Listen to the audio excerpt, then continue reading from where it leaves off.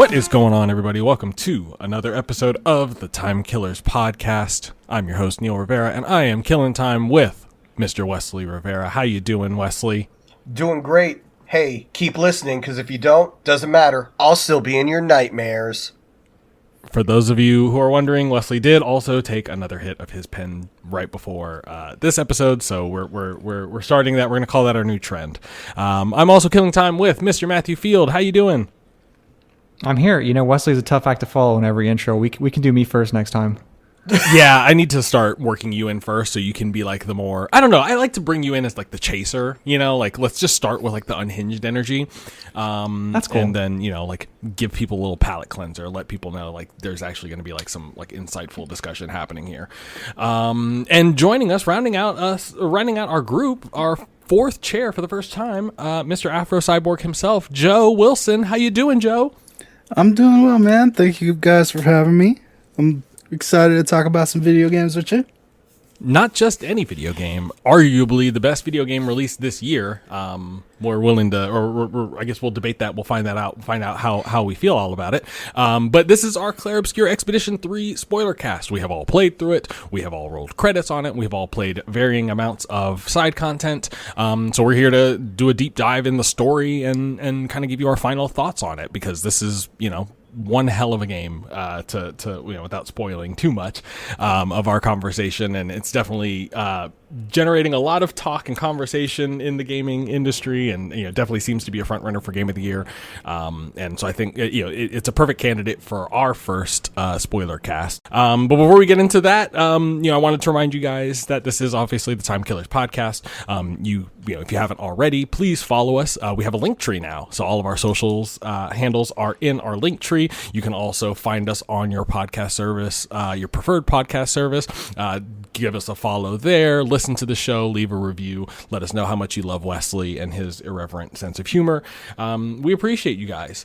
And with that being said, I'm going to just roll right into it, guys. Clair Obscur Expedition 33. We have all rolled credits. I want to do a quick round robin and just kind of go around the panel here. How long did it take you to roll credits? I'll go in reverse order. Joe.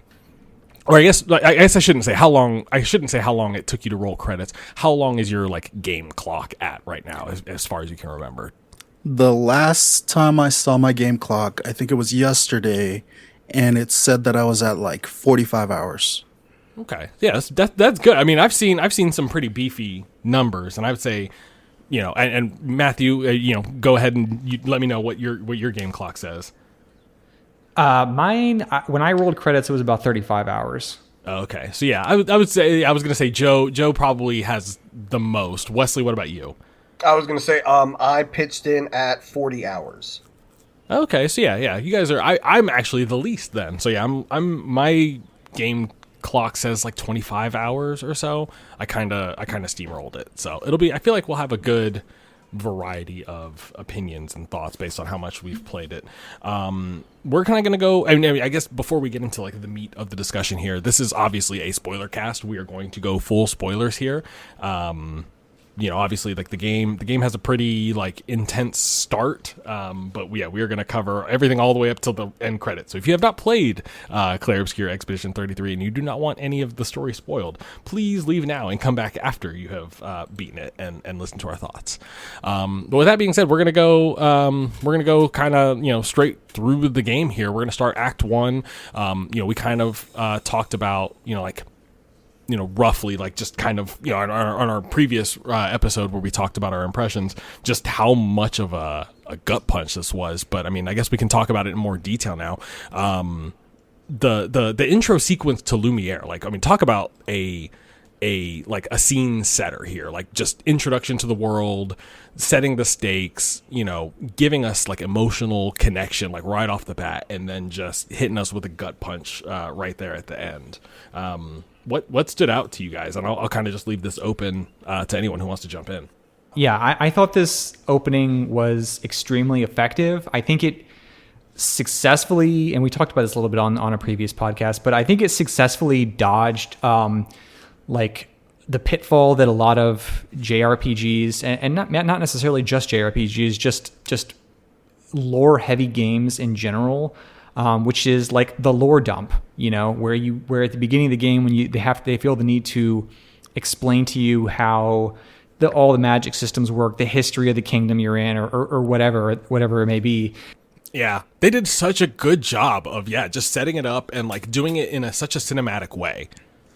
Yeah, and they trust the player to pick up on some of the context clues to understand what's going on in this world. There's no old people.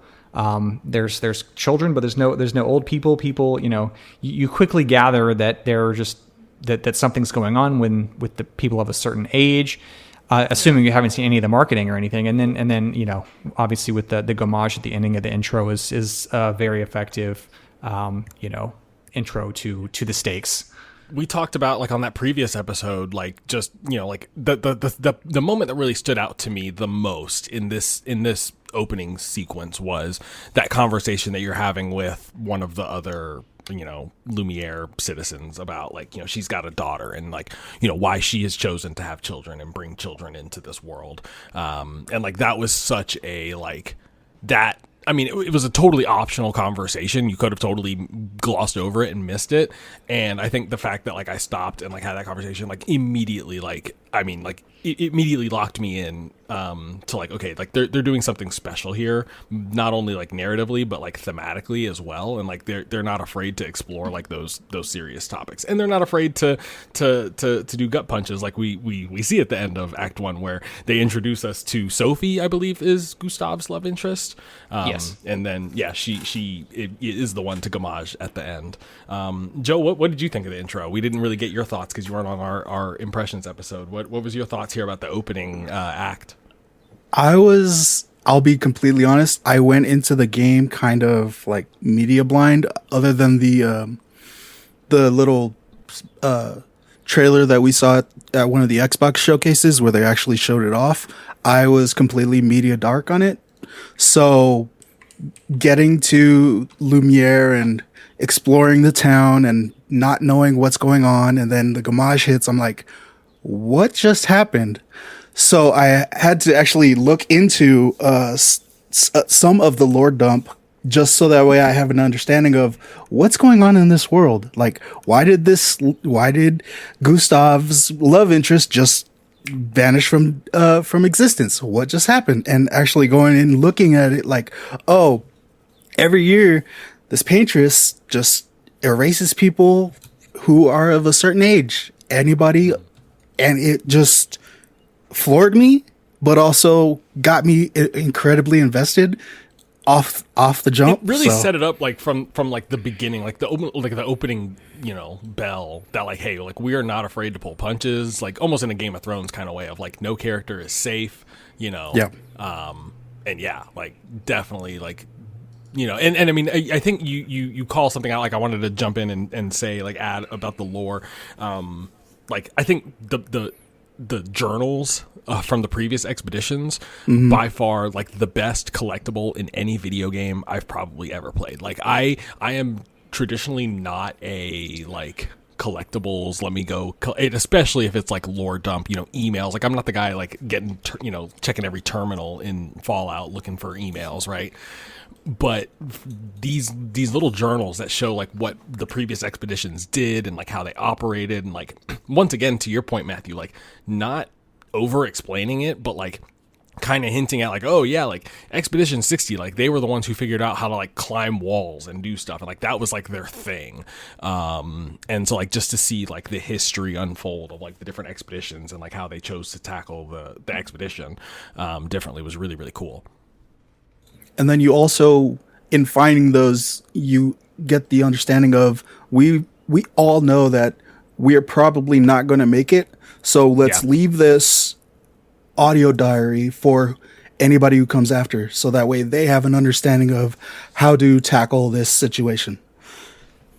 Yeah, and they really drive the point home. I mean, obviously, what's the line that they repeat, like for those who come after, and like like they really drive it home in that opening act of like, yeah, like people are not only like are people just disappearing every year, but like the people who are going and like trying to figure this out, like if this is clearly like a dangerous endeavor, like it's a suicide. Like, I'm pretty sure they call it, like they refer to it as a suicide mission at some point.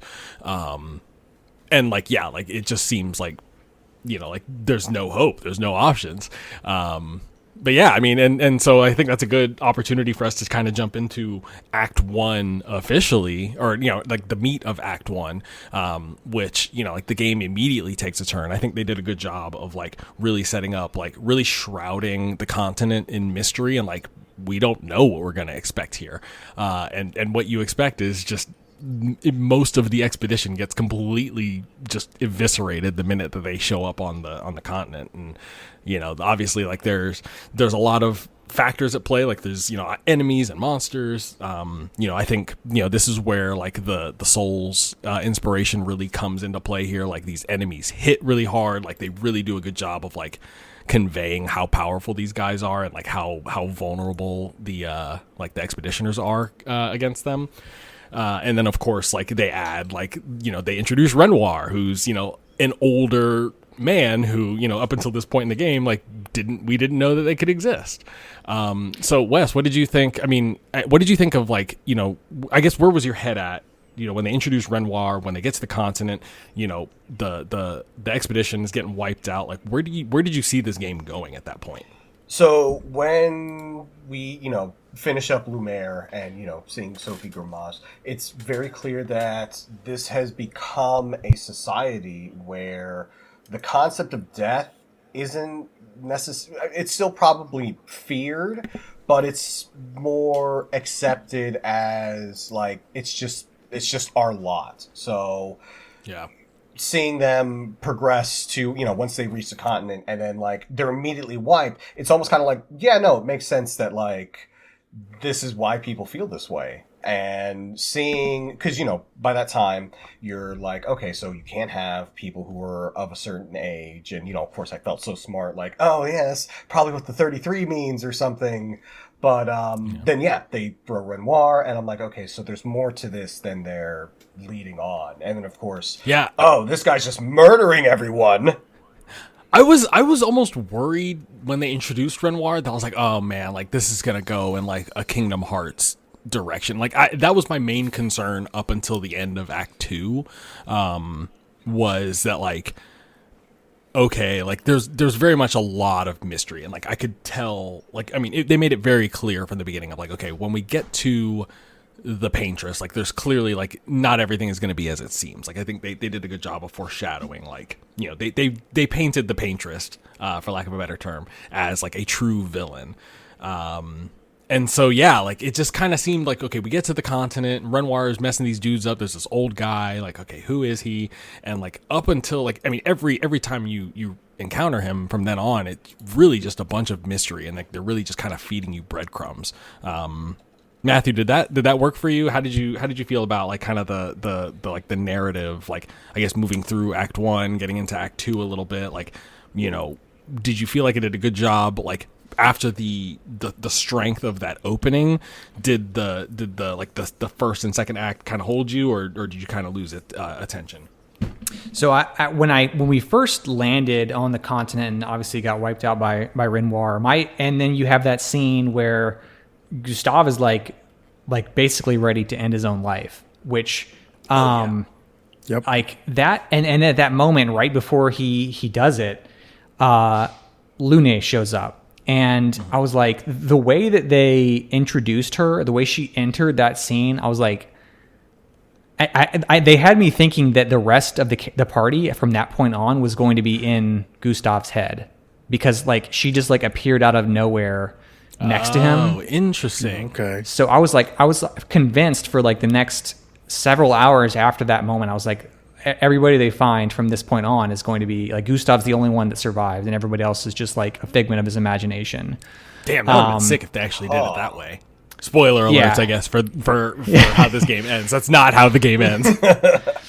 I was on the right track in some ways, just not with the Gustav aspect. Yeah.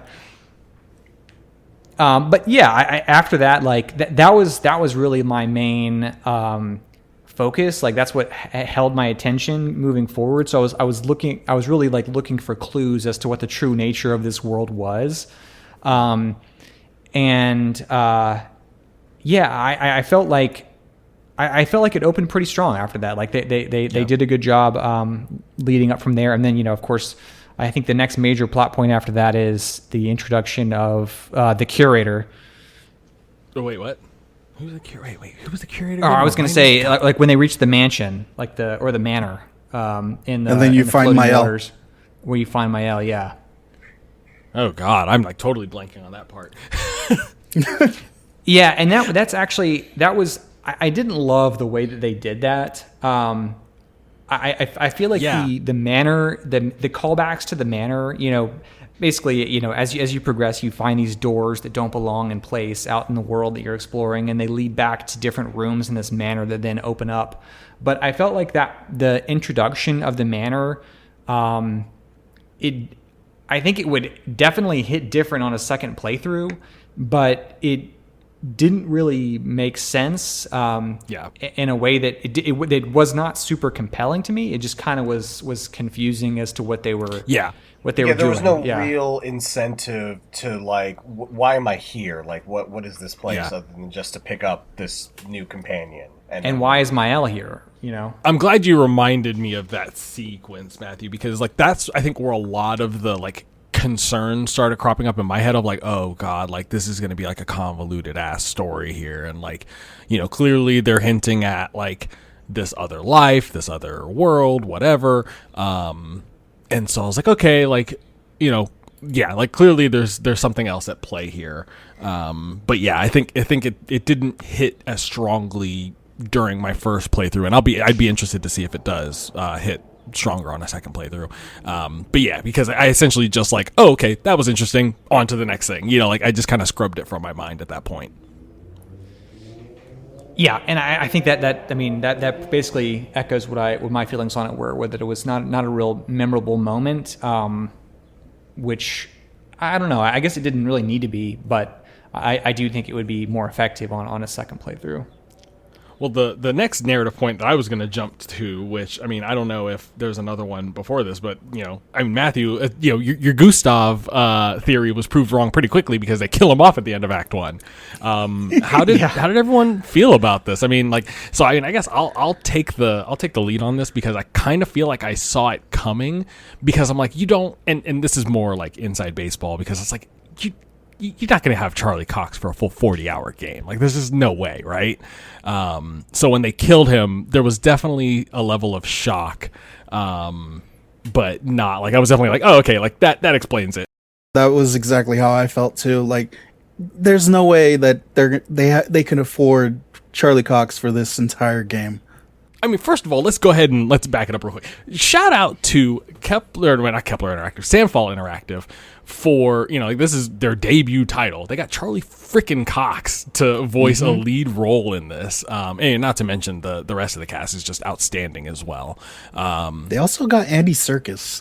So. Andy Serkis, dude. And like, see, that was my one reason because I was kind of thinking about like, yeah, they got Charlie Cox in this, but then I kept thinking like, well, no, there's Andy Serkis, and I'm sure he's just like a big bad villain, but he's gonna have some big lines. So yeah, it did. Andy Serkis has done games though.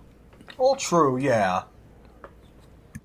I mean, we haven't really talked about the performance of these characters, but I thought, I mean, pretty much across the board, everybody, all of the voice acting and everything was top notch. I especially thought that Andy Serkis was like MVP as Renoir. Yeah, no, I mean, I think this is a good spot to. I mean, I guess real quick before we jump into like Gustav dying. I mean, like, obviously, like at this point, Gustav dies in the story. He's murdered by Renoir. It's obviously like this horrific, tragic. It's the first boss fight with Renoir. Mael has this crazy reaction, because it's essentially her adoptive father. And then we are introduced at that point to Verso, who, kind of shows up out of the blue. He's been on the continent for a while, and it is ultimately revealed that he was part of the first expedition. So obviously he also is a very old person. So but that's our introduction to Ben Starr, and I think now that's a good point here that we can talk to. Yeah, man, the freaking voice acting in this game is just phenomenal. Truthfully, I thought Ben Starr's performance, like if he doesn't win performance of the year for Verso, like I don't know what he'll win it for, because I think he deserved it for Clive as well. But yeah, I mean, what did you guys? I mean, like I guess going through performances, like what stood out to you guys before we continue going down the story? As like one of the biggest addicts of Baldur's Gate 3, seeing Jennifer English, of Shadowheart from Baldur's Gate 3, tackle Mael, I was blown away, because like I was rooting for Jennifer English, and just seeing her go above and beyond the range, the emotion, and I was just floored from beginning to end with her performance. As someone who didn't play Baldur's Gate 3 at all, how does Shadowheart's character and performance like compare to Amael? Like, is it vastly different? Are there similarities? Like, did she show more range here? There are similarities. Shadowheart's very dark and edgy and broody. She's very deceptive, and you can kind of so Mael's more. Yeah, Mael's she's more like an innocent. optimist. Yeah. There's an innocence, but it's still conveyed, because like Mael doesn't seem like she's surrounded by like positivity per se. She wants to, but it just feels like she lives in this world where the life expectancy isn't even past 40. Yeah. Yeah. And I think that shows in like her willingness to join the expedition and like, at such a young age, because she's like, yeah, what's the point? Yeah, why bother? Yeah, no, that's cool. I mean, yeah, I know I didn't, someone who didn't play Baldur's Gate 3, like I didn't immediately detect that Jennifer English was the one that voiced her. But obviously seeing all of the love that she's getting, and of course, like, yeah, phenomenal performance for her as well. I think she's deserved. Joe, what about you? Like, what stood out to you? Did anyone, I mean, like, what, voice acting, performance wise, anything that we may not have covered?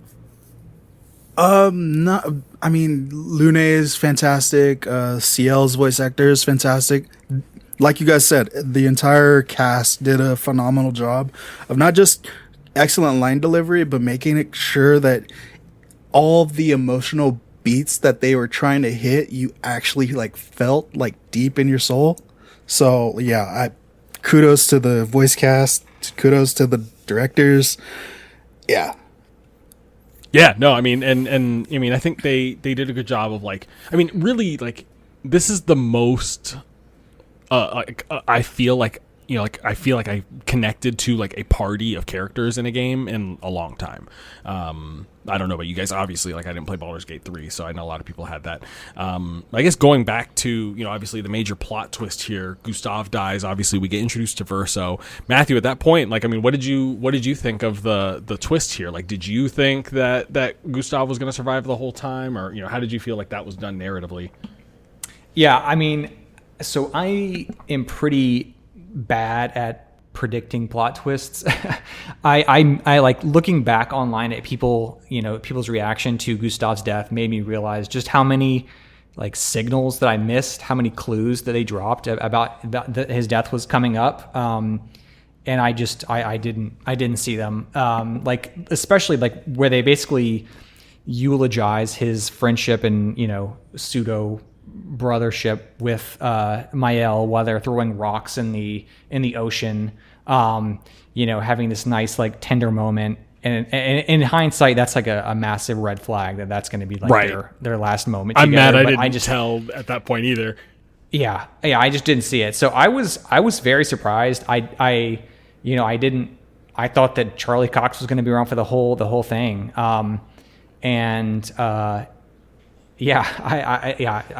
was very surprised. It made sense that they, I think that, obviously they substitute Verso in immediately so you don't miss a beat with your party composition, which is maybe like one concession that the story makes in favor of the gameplay. But I felt that I didn't have an issue with it. I think that it worked as well as they could have without actually dropping, a member of your party temporarily. I mean, honestly, yeah. Like, and I think it was the kind of like the best case scenario in there because it's not, at that point you're not super invested in the game. It's not like when they killed Aerith in Final Fantasy VII. Sorry for spoiling that, guys. But it's not like you've invested all this time into like from an RPG standpoint of like I've invested all this time and energy like leveling up and specking this character out. I'll be honest, like I wasn't like a fan of Gustav's moveset. He was like kind of hard to figure out, and when they killed him off I was like, oh cool, like this makes sense, and I much preferred Verso by the end of the game anyway. Yeah, and what I do want to say, I think this was not only a good thing for like to as a plot twist to like invest you in the plot. I actually think Gustav was the weakest character from like a narrative perspective. Yeah. He did not have he just didn't seem to have the depth or the like that. He just wasn't as compelling. He didn't have the sauce like some of these other characters did. So subbing him in with Verso was, I felt like that was a killer move. I think No pun intended. Gustav as a character was kind of our vessel as an introduction into the world and specifically into the continent, that by the time we had a solid grasp of our surroundings and everything, they were like, okay, now we can do what we need to do, and here's the protagonist that you guys get. Yeah, no, and I mean, I think that's, and truthfully, like, I think it also does a good job of, like, really driving, like, two main themes home, which is, like, obviously, like, death is inevitable, and, like, this idea of like a never-ending struggle, but then it also like it gives us that emotional hook for us to like sympathize with Mael, which will then carry us through the rest of the game, because obviously there's comparisons that then get made between Gustav and another character, but I think at this point, before we get to that part, I think we can kind of talk about Act 2 at this point. After Gustav dies, obviously there's a big cooling off period. We're introduced to the other two characters. God, I cannot think of their names. Monaco? Eskia and Monoko. Monoko being a playable party member. What did everyone think about Monoko, by the way? Like, absolutely my favorite. Yeah, he was? Okay, interesting. Yeah. What about you, Matthew? Are we from a gameplay perspective or from a narrative perspective? Yeah, gameplay, strictly gameplay perspective. He was in my party the rest of the game. Like, really? He was my Joe, starting what about lineup, you? yeah. He was not in my party that much. Yeah, no, likewise. He reminded me a lot of Kate Sith, and like I cannot deal with like, oh, you need to like collect the powers that you need to do. Like I was like, nope, not for me. Yeah, that was one of the reasons why. But after like I beat the game, I decided, you know what, let me give him a shot, and I've been mostly trying to level him up so that way he's on par with everybody else. That way I can have a decent cohesion. Yeah, no, I mean he's I would say he's the most interesting gameplay wise of the characters, but I think it's just when you're introduced to him, I think at that point I was kind of locked in with my team composition. But yeah, so I mean at this point we're introduced to the rest of the characters. We kind of have a cooling off period, and then we kind of get into Act 2, which is like the meat of the game. We're kind of, I think this is kind of where the story is the weakest, because we have a few like MacGuffins essentially to go track down. Like we have the Axons we got to go kill. We got to go, I forget, there was something else we had to do before the Axons. But I mean, essentially like it boiled down to me, which is like, oh yeah, we got to go chase these MacGuffins. They didn't end up working. Like we essentially have to like make the Paintress vulnerable so that we can go trigger the final confrontation essentially. Well, you do get a moment with the before the Axons is when you're in Old Lumiere, and that's when they drop the lore about Verso being the son of Renoir. As you go to have your second face off or battle with him, which that was the major plot point there in the early part of the act. That's right, and they were hinting at it, right? So I mean, obviously at this point, like you're as you are once you're introduced to Verso, like it's clear that like he's there's something different about him. There's something off about him, despite the fact that he also came from Lumiere as an expeditioner, yada yada. And then like Matthew, like you said, like it is revealed ultimately that he and Renoir are father and son. at this point, Renoir is still very much like the big bad in the game, trying to stop you from, killing the Paintress. Did anyone see it coming in terms of like, Verso being related? Like, I mean, how did this land with everyone? They both had black hair and kind of had the same vibe. It's just when they did Same the scar. reveal, I was just like, yeah, I kind of saw that coming. Yeah, it took a few minutes or a few hours for me to actually pick up on it, but yeah, ultimately I kind of figured that they were related in some way. Yeah, the fact that he let him live, I was like, oh, okay, something's up. Yeah, so I mean, like, obviously, like, I mean, Matthew, like, what I'll say is, this part caught me off guard, more so than the Gustav death, which I found that pretty funny. But yeah, I mean, I think Act 2 is kind of like, for me, like, that's kind of like the gameplay heavy chapter. I mean, at this point, like, you're leveling up your characters, you're kind of getting a feel for the party. I guess I know we talked about performances and, we kind of touched on like, Minoko specifically, but like at this point, like who were your go-to, like what was your party composition? What was your, let's kind of pause and like talk gameplay here and like get into the nitty gritty of like each of our builds. Joe, I'll start with you. For the most part, my main two were Verso and Mael. And then it was interchangeable between CL and Lune and Minoko. But I skewed heavily towards CL as my third because I liked her Twilight abilities. Yeah. And then Mael's was basically a tank, so I was like, you know what? Let me go ahead and keep her in my party. CL and Mael were the mainstays in my party as well. CL especially. Like I don't think there was a single time where I was like, I did not have CL in my party. Yeah, I think I mostly, anytime I would switch anybody out, it would be CL so that way I could put Lune in, so that way I can get everybody else in the same general level.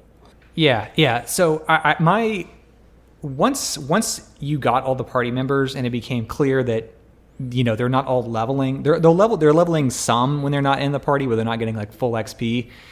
That's when I was kind of like I don't know that I want to grind to keep these characters all leveled up at the same. So I kind of just picked my three and stuck with them. Which I think is a negative because it doesn't really encourage you to experiment as much with the characters you're using. But my main three were, like you, Mael, CL, and then Minoko. Like once I got Minoko and to complete that three, that was my party for the rest of the game. Yeah, no, I mean, I think, to your point, Matthew, like I think the game doesn't do a good job of like encouraging you to experiment with different characters, but I think within those characters, I think there are specific like they did a good job of encouraging you to like experiment within the character themselves, and I think the characters are like super like malleable and you can do a lot of different things with them. Because I would say Lune was like my first alternate where I would bring her in solely because in the later boss fights, I essentially like made a build that like she was I would bring her lightning abilities. It took me a while to figure out like this how to spend her like the gems that she would generate with her attacks, but essentially what I would do is use her lightning abilities and then just get free res anytime that Renoir would like one shot somebody. I'd just be like, yep, free res, here you go. And like that was kind of my way to like cheese the later boss fights. But yeah, I mean, I was interesting. Was there any, I know there was the infamously nerfed Mael build, but was there any like builds, it could be any character. Is there anything that like either any of you guys felt like super passionate about? I was definitely into having Lune, of course, be the healer and reviver in my group, because like I would equip Verso with perfect recovery, but it was always because like he could get one-shotted, and so I'd always have her just to kind of pick up the slack, because he would generate a lot of energy for me, and I could do some real nasty things, but keeping him alive was the hardest for me. Verso had an ability, and I forget the name of the ability, but like it essentially would like take away his health to deal like, obviously like a high amount of damage, and like that was kind of like I would use that as my builder, and then like he had another attack that I would pair with it that like it would like increase his damage output based on how low his health was, and then paired that with Lune and like her like free heals or free reduced heals and reses. So yeah, that was a lot of fun. So while we're talking about Verso here, I wanna talk about the dodge and parry system. Because no other character is that as important as with Verso. Given that you keep you get damage increases the longer you go without taking damage. Yeah. As soon as I realized that was a mechanic with Verso, I never used him again after that. Like that was like I used him for the tutorial, and that was it. Because my number one complaint about this game, story, gameplay, otherwise, is the dodge and parry system. Yep. I highly disliked the inclusion of dodge and parry in this game. I felt like it didn't add anything, and like gave me nothing but frustration with the way that it was implemented. So the animations were so like you could tell they were trying to like signal the attacks, like be really obvious about like, hey, the attack is now, but like it almost worked against it in a way, because like, and then like to your point, like it got to a point for me where I was just like, I'm just gonna dodge. And if there's an attack that's like super heavily like choreographed, then I will attempt to parry it. But essentially, I was mashing the B button for the rest of the game. And like that was a big point of frustration for me with Verso, and I think that factored in a lot. To how I played him, relying less on that. Joe, what did you think about the dodge and parry mechanic? That's really interesting because I actually loved it. Thank you. Like, because it took me a while it took up until like Act 2 for me to actually realize that if you're paying attention, you'll hear a little audio cue of the perfect the perfect moment to parry or dodge. And by Act 2, I had already started drop dodging everybody and started parrying the world. Because like, wow. If you can get that down, you'll get it and parry every single attack that comes to any of your characters. You'll get a full counter. And if you parry, there's some attacks that'll attack everybody, and if you time it and parry every sequence, it'll say like Expedition 33 does a counter rather than a single person. Yeah, I never saw that. I never encountered that. I was never even attempting to parry. I did like the chromatic ones that, like once they introduced Verso, like, like those were a little bit more manageable, but I did think that certain enemies had certain varieties that are like, wait, when am I supposed to counter this? Like, am I supposed to be like, there was a lot visually going on too that makes it hard to keep up with. But Joe, to your point, I did notice the audio cues specifically during the Renoir fights, because obviously those were the opportunities or the times where I was really like struggling the most. But yeah, I will say, like, one of the things, I forget where, I think it was on MinMax where I saw, or I heard it, where whoever was describing it said that like once you master it, it essentially becomes a rhythm game, because in those audio cues I do think play a big role in that. But I do agree, Matthew, I do think from an animation or like from a visual standpoint, they could have done a much better job of making it clearer. Yeah, I mean, it's like the thing is, it's basically a quick time event, right? It's not a dodge. Like, you're not in a 3D space. You're trying to time a quick time event, like a la Guitar Hero, like you're talking about, with no visual, like without a precise visual indicator, other than your own memory, which like. That, I mean, it's not like a dodge or a parry system in like a Souls-like game, because you're not in a 3D space. A dodge in a 3D space can also be used to, position yourself, not only dodge the attack, but also like get ready for your own attack. And whereas this is just a pure timing-based thing in a game where the combat is otherwise purely strategic. So it just merging the two did not work for me. I will gladly disagree. I thought the parry and dodge system was one of the coolest aspects of this game, and like Neil was saying, like becoming a rhythm game, it is a Souls-like DDR of timing your movement. And yes, I will agree, it is not a 3D space. But it's just, that was where the challenge stemmed from. Like Joe was talking about doing the perfect parries, especially with the group, and having all of defeating an enemy by perfect parrying was so satisfying. That's I mean, especially taking down a boss. I didn't even find it, it was frustrating to miss dodges, but it wasn't the challenge that I disliked. It was just at odds with the way the rest of the gameplay systems were working. When I'm playing an RPG, you're not typically thinking about Twitch reactions to things, right? You're maybe a little bit more laid back. You're plotting your moves and how you want to lay up your attacks, and this kind of just got in the way of me wanting to of the way that I wanted to control these battles. I don't know. I knew this was going to be a contentious topic, but yeah, I mean, this is. I mean, it's been a contentious topic in the. I think there's been a lot of discourse around it too. Because I mean, I will say the thing I don't like about it as more of a RPG purist, because I will say, Wesley, it doesn't surprise me that you love it as much, because you are traditionally not a turn-based RPG fan. You tend to prefer things that are more action-oriented. That was one of the reasons I was going to say that this dodge and parry system is so good and why I love it so much, because traditionally the typical you attack, think about some moves and stuff before you do it has always been boring for me, whereas this is you have to be paying attention, you have to focus, you have to eyes up front constantly.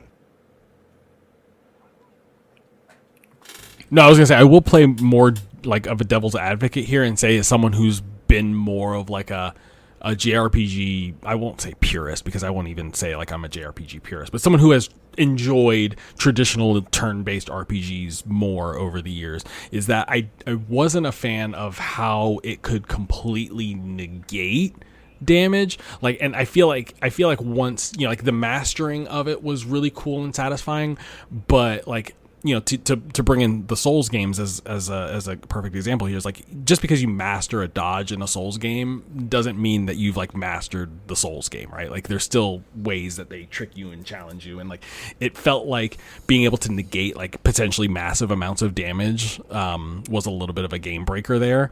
Yeah, I mean, overall, I never felt despite the obvious comparisons that you can make to Souls games, I never felt truly challenged by this game.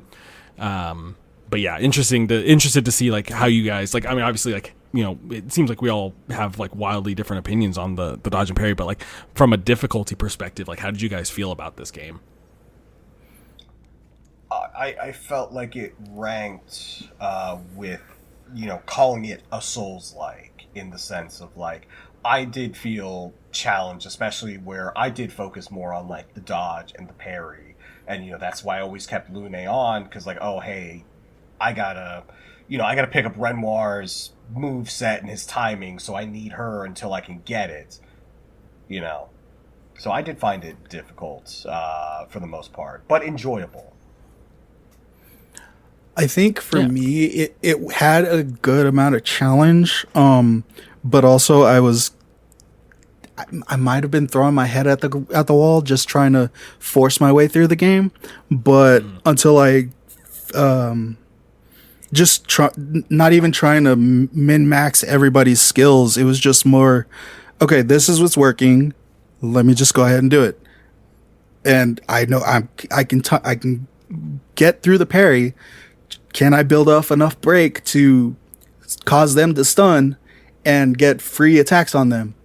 If you don't do that, I didn't even pay attention to the break and the stun. Oh yeah, there's a stagger bar that on everybody basically, and if you end up breaking it and actually have a skill that says can break, you will stun them and you'll get free attacks on them until their next turn. Stunning endgame Renoir. I yelled in the living room. Damn. Yeah, that's gonna be a satisfying feeling. I wish I experienced it. I opted more for like my CL build was like kind of indicative of how I played, which was like consistent damage, you know, like, and like consistent heals. So like I wasn't really going for like big swings. It was just kind of like the repeating the combos that were getting me like the most, you know, consistent crits and damage output, and just focusing on like dodging and timing. So I kind of like grinded out a lot of fights. I have a question though. Have you guys played much Devil May Cry? Yes, I've played all of them. Okay. Well, not 2. Yeah, I I haven't have. played 2, but I played most of them. Okay. You know how Dante has the different stances, right? Mm-hmm. Like Gunslinger, Swordmaster, Trickster, and Royal Guard. Yeah. Mm-hmm. If you, I don't know if you guys know this, but the director of the game, I forget his name, Guillaume. Hold on, I've got it up. We did. Yeah, we I think we talked about this in the last episode. Yeah. Guillaume Broche. something.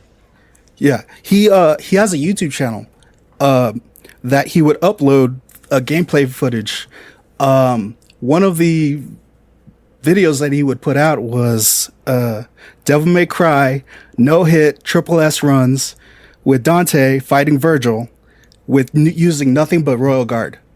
So depending on your proficiency in Royal Guard probably would dictate how well you may or may not like the parry system.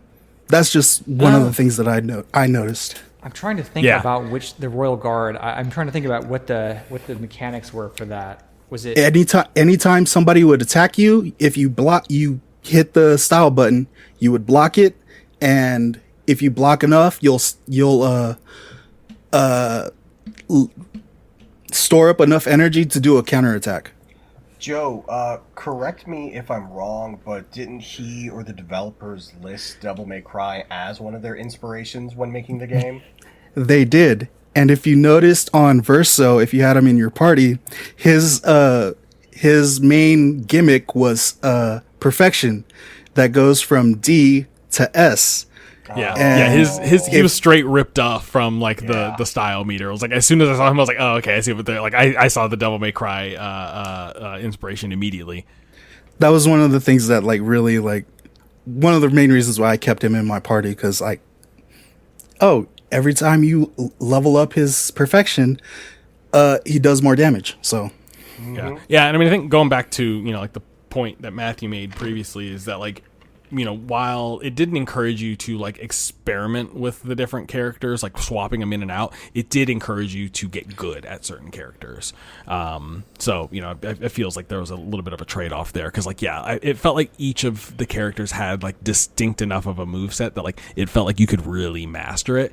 And so it's interesting to see like how we all kind of like who we all invested our time and energy to. One last thing on the gameplay thing here.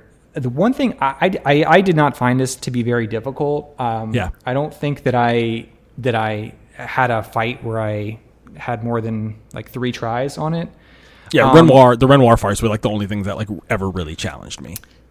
Yeah, and I felt like it wasn't because of my like it wasn't because of the dodging or because I had like, you know, like set up my characters to exploit their weaknesses perfectly, but the Picto system, which we have not talked about here. The Picto system, I think, is actually my favorite part of the gameplay here. It strikes for me the perfect balance of like simplicity, which is just like you equip it, you can equip 3 at a time per character, and then once you've had it for 4 fights, you can spend points for anybody to equip that point. Like it's a very simple system, yes, but it was just the right amount of engagement for you to be able to tune these characters like to perfectly supplement the abilities that they have, to the point where I put so much time into like making sure that all these Pictos were unlocked for everybody, and because I was only focusing on 3 characters, I could spend all my Lumina points on making sure that each of them could equip a ton.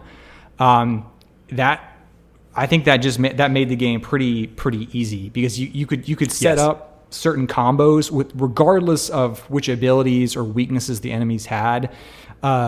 You could basically make yourself unstoppable with the right Pictos combination. Yeah, I think the game gives you too many by either by leveling experience or the Lumina points themselves, or whatever the consumable is that gives you the Lumina points. I agree, because I up until like the final third of the game, I didn't really interact with it as a system.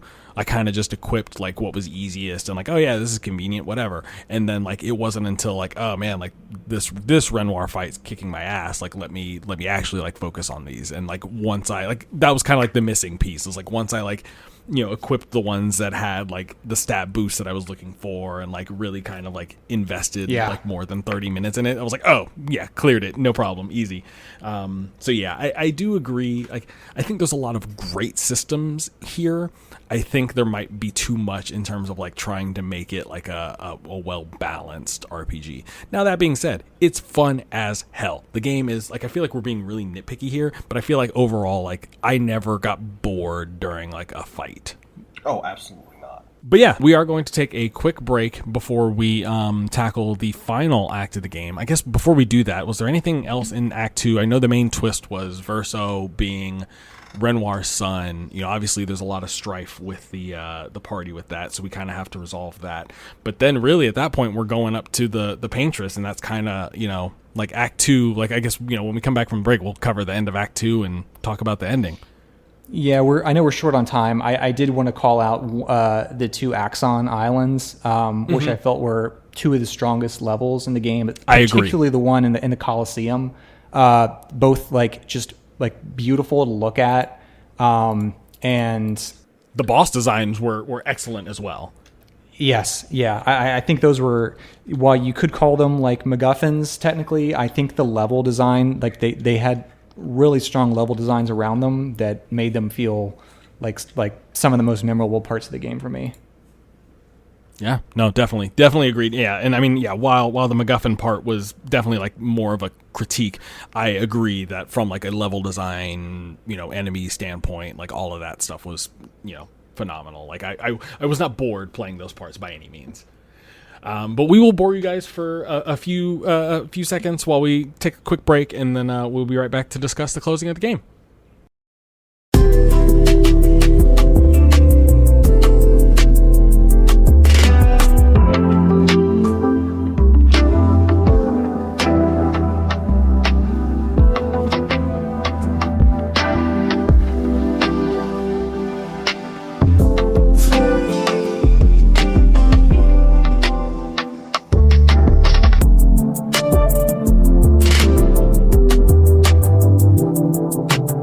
And we are back. Thanks for waiting for us. So yeah, let's tackle the ending of this thing, right? So we've we get the Axons. We found out at this point that Renoir is Verso's dad. We've taken down the protective shield around the paintress. It's time to fight her, and game over, right? Everything ends happily ever after, right? No, exactly. Of course, no. It is. There's much more to that. So I think at this point we get our explanation behind the manor that at this point we've seen 4 or 5 times roughly. It is Mael's home, her childhood home. Mael, her real name is actually Alicia. Right? Am I getting that right? Yeah, I can't you got it right. Yes. Yeah, so her real name is Alicia. Verso is her brother, and there is a fire in the manor, and Verso dies. Oh yeah, and I should also add that everyone in the world that where Mael is Alicia and the house burned and Verso dies is a world. It's very interesting the way they describe it, because it's a war between painters and writers. Am I interpreting that correctly? Am I remembering that correctly? Yeah. Yes, it's the real world. It's because they're in real life Paris. So that's nuts. I didn't pick that up. Yeah, and Mael's or Alicia's family is rivals with the writers, and their family are painters. So yeah, and so then that's where we get the obviously the paintress, and paint obviously being the main sort of vessel there. So it comes to I don't remember if I mentioned this. So Verso dies in the fire. It's the entire setting of the game, Lumiere, the world that we're inhabiting, the continent, all of the characters, etc., takes place inside of a painting that Verso himself painted before he dies. And it's also at some point it's conveyed that once, like, if a painter paints and like puts part of his soul into this thing, so like it's a dangerous thing to be in a painting for too long. And I think that's what, like, the character of the paintress is like a tragic character, because obviously it's his mother and she's grieving, and that's what is, like, that's who her character is revealed to be at that point. And the key twist here is that the paintress is not actually the one trying to erase the people. She's the one that is trying to keep them around, and her powers are waning so that she can only keep fewer and fewer alive each year. Exactly. And so then that's why the Gamage is happening. So she's thinning the herd, as it were, but, ultimately keeping Verso alive is the goal here, right? So a piece of his soul is trapped in this painting. It's presumably the only piece of his soul that's remaining after he's died. And so, Mom is trying to just preserve what's left of him, because she's a grieving mother, and like that's what any parent would do in that situation. So yeah, I mean, obviously super tragic, super heartbreaking. Before I, plow through the rest of the story, like, how did you guys feel about this twist? I mean, like, Joe, I'll start with you. I had texted you before, or like as I was getting through the game, and I had said, for some reason, I'm probably around Gustav's death is when I figured that Mael was quote unquote the chosen one. Mm-hmm. So her being of the real world, having lived through the entirety of the living those 16 years in the painting, and finally getting her memories back, kind of wasn't entirely surprising, but it was unexpected, but not too surprising. I mean, I thought, the most surprising thing for me was definitely like the real world element of it. And I mean, I thought they did a great job of like having her like really step like, and during Act 2, after Gustav's death, they really heavily imply that like this is Mael's story now. They're hinting at her as definitely having some sort of connection to the paintress and all that. So that this is where all of that's revealed. And yeah, so I mean, at this point we get into Act 3. Act 3 is generally, I mean, as far as I know, is just kind of like, hey, this is your last chance to get stuff done. Otherwise, we're gonna, it's pretty much a straight path to the final confrontation here with Renoir. I should add, the reason Renoir is in this world, the reason, they explain, is that, Renoir being Verso's dad obviously makes him, I'm mixing something up here. So Renoir is Alicia's stepdad, correct? I think it's just her actual dad. Yeah, I think he's her actual dad. Is there a fight with her actual dad? Yeah, it is. Yeah, sorry. There's some funkiness at the end. There's two Renoirs, Yeah. Oh, the real world Renoir. Yeah. That's right. Okay, cool. Yep, that makes sense. Thanks for clarifying that. And I feel like that was maybe a layer of complexity that the game didn't need. Like how not only are the people like in the real world delved into the painting, there's also versions of them that were painted into the painting. They explain that, especially with the one axon that was the Verso. You remember when painted, Verso just kind of looks up like, oh, that was the real Verso, wasn't it? And it was just but I mean, to Matthew's point, like, I feel like it didn't add anything to the story, and like I feel like it only confused me more at times where they incorporated those like shadows, because like the whole like him being the curator thing, like feel like we didn't need that necessarily, because I mean I think they did a good job of like, I guess to get back to my original point, right? Like the Renoir is trying to pull out the mother from the painting, like, so that's why he's that's why he's presented as the antagonist in this situation, because he's trying to pull, their mother out and like stop all of this, because like clearly it's just a mother trying to cope with the loss of her son, and he's trying to like rein her in because this is clearly something that could kill her. Well, so just to be clear, the Renoir that we defeat leading up to the Paintress is the Paintress's creation. Yes. Right. Yeah. Okay, I just wanted to be because it makes sense that like Renoir, the curator, is stuck, not necessarily stuck, but is in the manor with Mael, and then follows her when they set off because he's the one who's trying to get her out of the painting, and of course the mother. And there's this tone of like moving on that you see subtly throughout the entire game up until that point.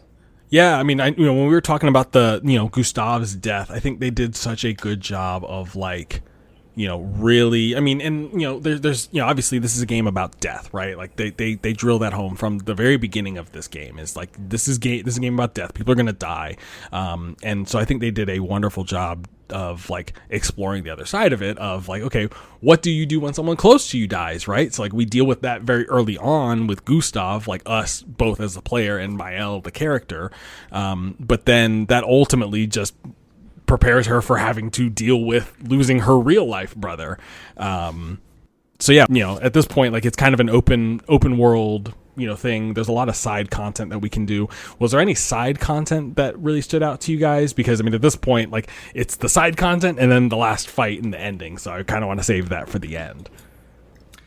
So I think this putting all this side content, which I don't know why they did it this way. Maybe it was resource constraints or pacing that they wanted to do. But there's a lot of side content here that feels like it probably just should have been mandatory.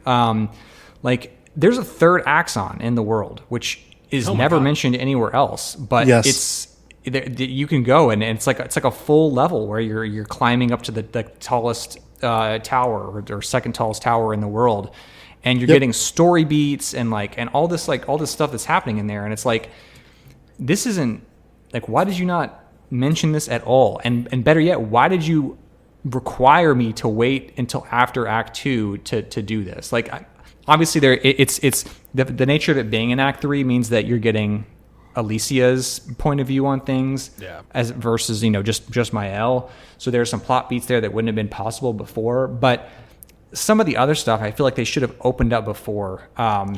It felt weird to leave this to the end. I would have played my play time would have been a lot higher had they sprinkled the stuff throughout, like had they made it clear that there was going to be more side stuff throughout the game. Because I mean, and I will say, like, like the game's pretty linear, like there's some open areas that you can explore, but like for the most part, like I was kind of like, okay, like there's not really much else to do beyond just if you tried to go off the beaten path in some of those linear areas in Acts 1 and 2, you're often met with an area that is too, like, either a boss that you can't hope to beat now, or like a level that's just like way too high for you. So it really disincentivizes you exploring at that point anyway. Yeah, I mean, yeah, and like even going beyond like to like stuff that's in the game throughout the whole like I didn't really deal with the mimes. I didn't really deal with like any of that stuff because I was like, the mimes kept kicking my ass. I was like, this isn't even worth it. I'm just gonna keep going. So yeah, it's interesting that you mentioned it because I didn't even know there was a third axon, and like I'll be honest, like I didn't interact with much, if any, of the side content, and that's 100% the reason why. Joe, what about you? You've played the most out of all of us, so I imagine you've done some side content. What stood out to you? Technically, there's 4 axons, but yes, I missed the 4th. Well, the 4th one you don't get until you finish the. I believe you finish the Endless Tower. So okay. That's currently where I'm doing most of my playthrough right now. Is I'm trying to get through that. It's incredibly difficult. Because it throws waves and waves of hard bosses at you, and it feels endless. But yeah, as you were saying, about the third one, the Reacher, where it feels like this should have been mandatory content. Because you get that scene where you as Mael end up having a one-on-one fight with Alicia as the final part of Mael's storyline. Damn. Yeah, if that felt for me, it felt like that should have been mandatory. There's also some other side content where you can do other personalized storylines for everybody else in your like relationship quests and things like that. And I know, yes, I feel like I didn't get as much of that as some people did, but like overall, like the cast was like super charming, and like I feel like I would have loved to do those as well. Yeah, like this if you banged Skeel in your playthrough. Oh, I did bang Skeel, so maybe I did do the Oh, well, also, I mean, there's also like other plot points. Like one that I saw that I think is in some point of Act 3 that I didn't see, but I just read online, is that there's a point where Verso admits to Mael that he let Gustav die. Like he could have stepped in earlier. It's right after you fight Alicia. When you go back to camp, you have that conversation with Mael. Okay. So I might just miss that camp conversation then. Yeah. But like, I just feel like some of those are so like some of those points are so important that I don't know why they would hide that. Especially when it feels awkward to go right back to Lumiere anyway. Like you leave Lumiere, and then you go, it just basically tells you to go right back. Like, why not find some other way? That's a point I totally glossed over. So you defeat the Paintress. All appears to be great, right? Like before we get the rug pulled out from underneath us and realize that this is all like pretend, you return back to Lumiere, you're celebrating with everyone there, and like everyone gomages anyway. And like obviously then they make the realization like, oh, everything here is fake.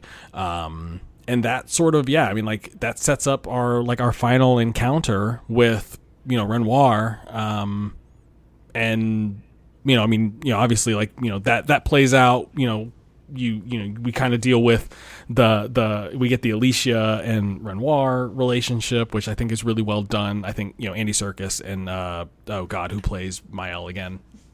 Jennifer English. That's what I was gonna say. Jennifer English. I think they do a fantastic job in that last boss fight. And just, like you can really tell like their relationship at that point. But I mean, and so that sort of sets up our final conflict between Verso and Mael. So I mean, essentially, I guess to set the scene here, we defeat Renoir. Presumably, like we have the opportunity here. Like we're presented with two choices. We can either preserve everything as it exists in the painting and keep the soul spirit of Verso alive, or we can say goodbye to Verso and let him die and get out of the painting as it should be.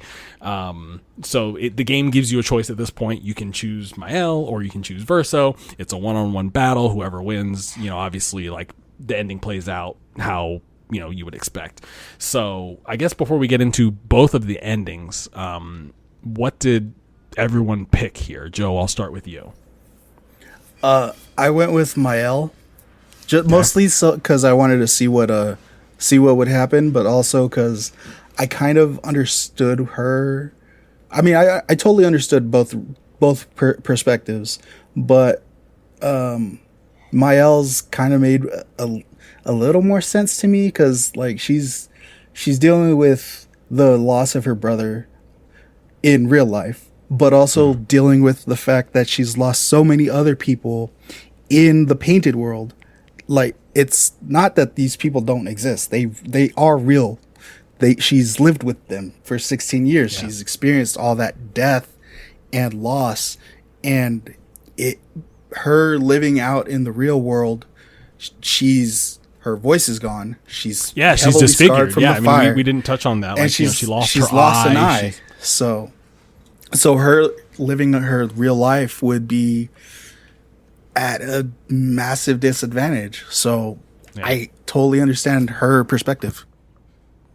Yeah, no, I also I picked Mael as well. Or not Mael, sorry. I picked you picked Mael. So I picked Verso. Yes. Yeah, sorry, because Verso was the one trying to kick her out because like, no, like get over me, move on, go live your life kind of a thing. And so I understood, I was on the opposite camp because, you know, I understood where she came from, but it's like, yeah, at the end of the day, like these people aren't real. And, you know, I think the ultimately the, you know, like the physical harm that could be done. But I think you make a good point. Like that was something I hadn't considered about the, like the different, like the citizens of Lumiere and like how she lived with them and like had all these experiences with them. You know, once she kind of turned into like Alicia, that was kind of like, oh, okay, like all her memories back. She's going to like, you know, none of these people matter, but yeah, they very much still did matter at that point. Matthew, what about you? How did things play out for you? Yeah, I thought this was a pretty difficult decision. I did side with Mael as well. I think, basically like Joe was saying, like I think that, you know, if you imagine this painterly world as like a video game or an MMO, like it's a way to escape your, you know, yourself in the real world that may be in a circumstance that you aren't a fan of. And in this, it's even more real. You know, these are actual people as that Mael is known. So even if it's at the risk of her life outside the painting, I felt that, you know, she should be allowed to make her own choice to stay in here. Now, what I didn't really realize at the time, and I think that maybe the game didn't convey this quite strongly enough, is how much Verso wants to die, basically. He like desperately does not want to be doing this anymore. And I think that makes it a more difficult decision in hindsight. But at the time, I thought I was pretty confident in my decision with Mael at the time. Yeah, I think I think Verso got through more to me in his pitch there at the end. Because yeah, like I really felt like, okay, he doesn't want this. So if he doesn't want this and he's the one who's dead, like I should be, you know, like Mael should, you know, move on and like be the bigger person, quote unquote. Also with Painted Verso, I'm just going to refer to him as that. He feels like he's living a false life. Like he's under the shadow of the real life Verso. So like he doesn't have the agency of trying to keep it going. 'Cause like, this isn't him. Yeah. This isn't his. He just exists. Isn't his world. Yeah. So he's cagey with the party members, which is why when they get brought back at the beginning of Act 3, they're all Lune is pissed off at him because like he knew that this wasn't real, but he didn't tell anybody. So yeah, he's a jerk, but you can understand why he is because. It's his world, right? Like it's his desperation. It's his soul. Yeah. Exactly. Yeah. I mean, I definitely, you know, see like his like not wanting to move on because like I think that's what I related to most of like, okay, like I think it's more selfish. Like if I were in Mael's situation, I think it would be more selfish of me to like try and hold on to Verso when it's against his will. You know what I mean? I think that's ultimately why I sided with Verso at that point. Wesley, what about you? Who did you side with? All right. So, real quick, gonna take that final hit. As you do. I sided with Verso. Of course. Hey. So here's the thing, and I respect this. Actually, became a hot topic in the Wesley Rivera household, where we sort of Cal chose Mael, I chose Verso. Words were said, apologies were made, of course. But let me explain that. So Verso painted this painting when he was a child, and as he grew up, he immediately realized, hey, I don't want to be a painter. His thing was music, if you guys remember the dialogue he did with, and you know he was a pianist. Don't laugh. But with those kind of things, you think about that. You think about the fact of this world, this imaginary world that feels real to the people in it, is essentially being powered by the last remnant of his soul. It's almost like his soul is on life support, and the sensible thing would be to pull the plug and move on. With Gustav's death, talking about how Verso could have prevented it, it was in the mind of like, okay, she sees her father, brother figure die in front of her. You see her mourn and move on. And he did, it's done so that when when her memory comes back and she makes the realization, she's supposed to be like, oh, okay, and now I need to move on. The core motto of every expedition, which you see every time you win a fight, is we continue, we move on. The whole when one falls, we continue. It's all about the going on after our loved ones have passed. And with her, it was very clear that, because first off, she lied to Renoir when he left. It's like, oh, I'll only be for a little bit, and Verso was immediately like, you just lied to him. It was very clear that she was already obsessed and was willing to destroy herself in this painting instead of moving on. When Verso clearly wants her to move on, because even though it's a painted version of himself, you could philosophically say, like, yeah, that's exactly how he would react if he were still alive. Well, remember, it's also, it was not so much Mael's inability to move on. It was their mother's. Remember? I mean, she was the one that was... She was the one going through multiple paintings, right? This wasn't... I think they even said this wasn't even the first one that she'd gone into, and this was the last one that Renoir hadn't burned. Am I imagining that? No, that makes sense. Yeah, she was hopping. But they did set up, at least in the context of the final decision, that Mael was, and I mean, to when we get into the actual like meat of what the endings are, I do think that they were setting up like, oh, like she's going to follow down the same path that her mother did, if she stays in here. And so, to get into the endings here, like if you side with Mael, essentially, like, Verso's kept alive, the expeditioners are all alive, and, the world is essentially restored to like what we know it as. But like, there's this really twisted sort of like ending where like they sort of imply that Mael is on her way to becoming the next paintress, or like someone who is going to use these who's someone who's sort of become self-obsessed with the world that she's in. And then whereas on the other side, if you side with Verso, it definitely seems like, okay, I kick you out, Verso dies, this whole world disappears, the expeditioners die, but then Mael is returned to the real world and presumably can move on with the rest of her life. I feel like the Verso ending is like the most in line with what the main themes of the game are.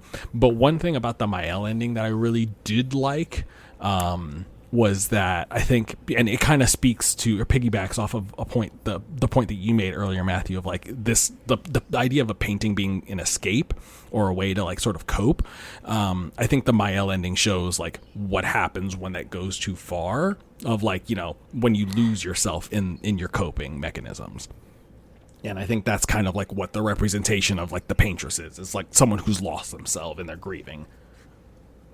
Yeah, I mean, I think both these endings, like, they're both done in such a way where you don't exactly know what is going to happen, right? Like, even if like I picked Mael, not knowing that the ending that you were going to get was going to be her devolving into like a puppet master type scenario.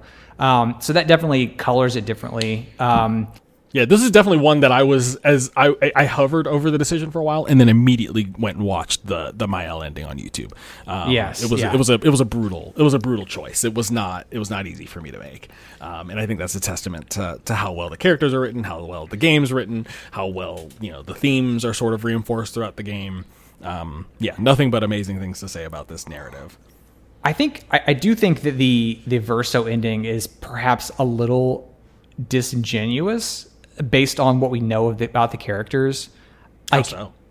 Dude, does anybody think really, like, if you succeed as Verso in kicking everybody out of this painting, the mother and like Mael, or like the mother and like Renoir are going to like reconcile immediately, and that Mael is going to be happy in her disfigured body, like that she has rejected. That is like, a good point. It painted like that. They painted that ending too rosy, and I feel like they painted Mael's ending too negative. And I think they were trying to make a point, but the brevity of both endings made them feel like, especially Verso's, feel like a little bit too preachy for me.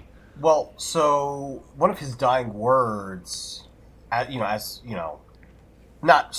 his dying words, but one of the points he makes in his argument, their final conversation, where he talks about, like, she's like, like, you can paint other worlds, you can do so much more, you have so much life to give, and maybe you're not happy with who you are on the outside, but you can do so much and paint so much. You are a beautiful, you're an amazing painter, and you have so much more to offer. And you can see that when he interacts with Mael, and then you can also see that when he interacts with Alicia. He's like, my beautiful sister never, doesn't need a hideous mask like this. He never, made her feel bad about the disfigurement and everything, and was very clear in that, like, please move on and show the world what you're capable of. So I think I think a more negative reading on that, though, could be self-serving, and that he, maybe he didn't actually think that, or didn't care about that, and really only just wanted his own existence in this painting to end. I think that's a darker reading, but one that you could make. In that sense of, like, his soul on life support, if someone could communicate from beyond and tell you, like, hey, it's time for me to go, like, I got nothing, like, is that really selfish of them at that stage? I think you're, I don't know.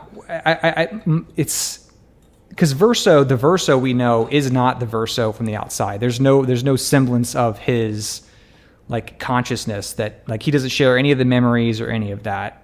So I don't know that, I think conflating Verso's asks in the painting versus, like, what like real world Verso would be saying to them, well, he does may have not necessarily be the Verso's same memories, doesn't he? Because he knew that that Verso was a musician. I don't think he had Verso memories. I think he was just a, like, Neil, Joe, correct me if I'm wrong, but he's like a Clair had gone into the painting, or into the canvas, and actually told Verso everything. So that's one of the main reasons why he has that turn where he's so standoffish to the rest of the party and all the expeditioners. So him making that decision that this is a false life, I don't want this, it totally makes sense for, after learning the truth of everything, that he doesn't want this to be a thing anymore. Well, here's my thing that I do want to point out. So she gave him, like, she basically told him everything, and that's how he knows, right? Yes. But in the one sequence where he plays the piano for Mael, Clea couldn't have taught him that. Could that not be an argument that there is a legitimate piece of Verso inside this painted version?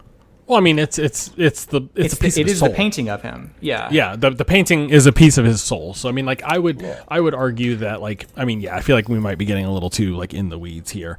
But get too philosophical. I would say I would argue that that, like, his, it being a piece of his soul would at least qualify it to be, like, him, like his consciousness. But I think the fact that we're having this kind of a debate, I think this is something the developers clearly wanted, and I think these endings are... Yes. We're just playing into our hands.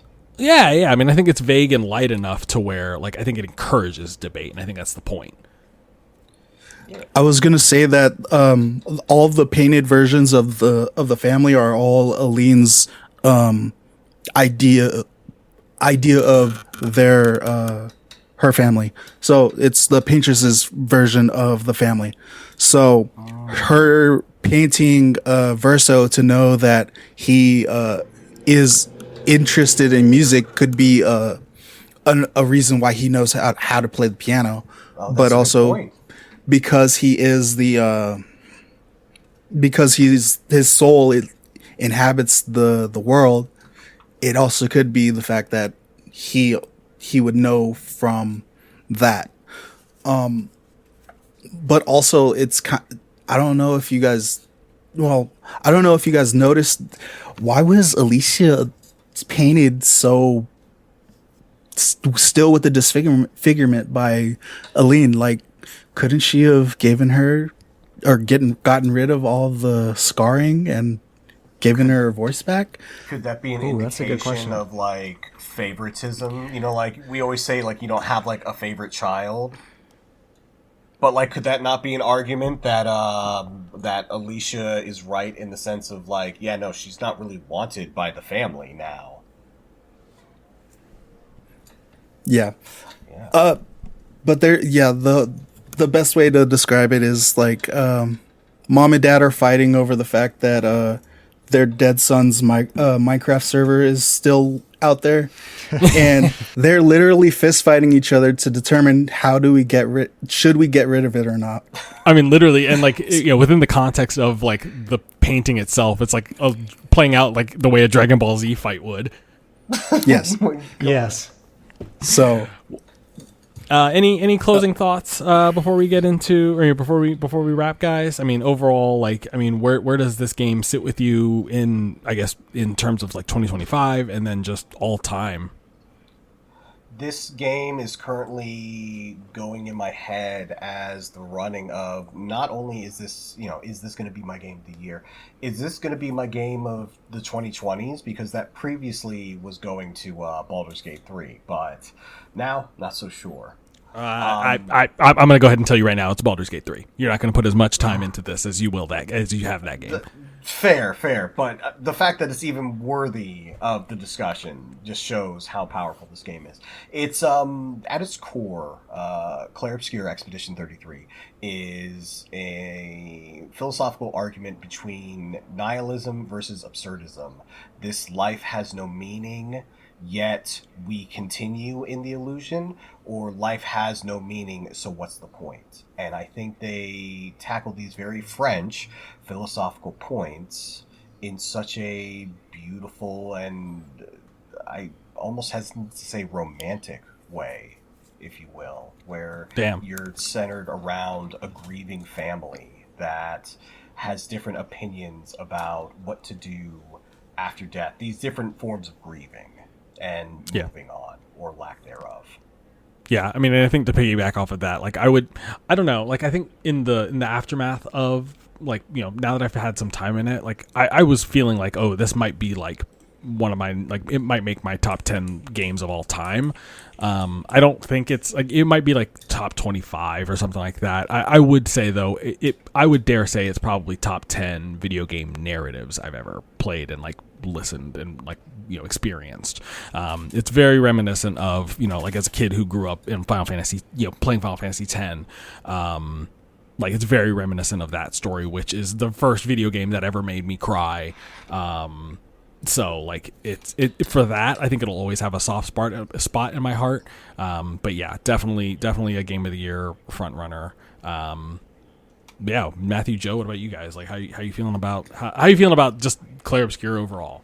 I'll go ahead and say that for sure this is a front runner for me for game of the year. And like you, I might have to slot this in like top 25, top 30 games of all time for me.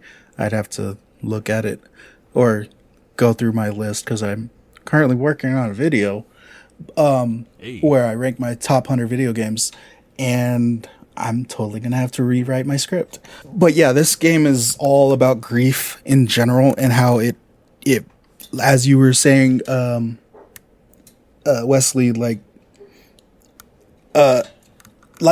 get that sense of it throughout the entire every arc. Like Gustav just sees Sophie die, and he asks himself, "Is this all worth it?" Yeah. Mael asks herself after Gustav dies, "Is this all worth it?" Then Mael ends up realizing this is all fake. Is this all worth it? And I think that's an interesting study on. Yeah, no, Wesley, I think your analysis was spot on. Just in terms of like the nihilism versus the absurdism thing, I definitely see that now that you pointed it out. Yeah, it's yeah. Matthew, your final thoughts on Expedition 33? I know you're a little bit more critical, so. Yeah, I think I'm probably the lowest of the four of us on the game. That's not to say that I didn't enjoy it. I certainly will. You know, when I think about how much we're talking about how will games sit with us at all time, I always give it the 5-year lens. Like 5 years from now, how much am I going to remember about this game? Like how much of it is going to stand out? How much am I going to forget or remember? And I do think that this story and the narrative and the writing is strong enough to pass that test and be memorable.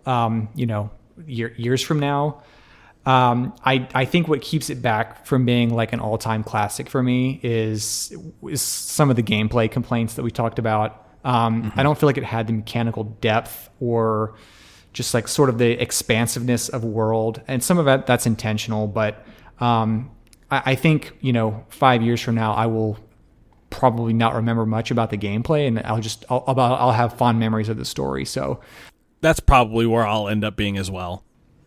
Yeah, I don't want to take anything away from it. I think it's fantastic. I think it does a lot of great things that I wish more games did. I'm super glad that I played it. Well, hey, that's our Clair Obscur Expedition 3 spoiler cast. We hope that you enjoyed it, obviously, if you played through the game. But if you have not played through the game and you listen to it, what's wrong with you? But, obviously, we hope that you enjoyed the show. Joe, before we leave, where can people follow you? You can find me on the blue sky at, what is my... Afrocyborg.lovespete.pizza? Afrocyborg.craves.pizza. That's what it is. And thanks for joining us, Joe. Thank you for having me. Yeah, of course. We'll have you on multiple episodes. Anytime there's a need for a JRPG expert, I know we got you. I'm not an expert, sir. Don't leave, Joe. They keep me in a cage and they hose me every morning. You weren't supposed to tell anyone about that, Wesley. But with that being said, guys, we will let you go. Don't forget to follow us on all the places. Our link tree is in the description. And don't forget to like and subscribe to us here on your favorite podcast service. Leave us a review if you love us. And I love you guys. And I hope you guys have a wonderful time. And we'll see you on the next one.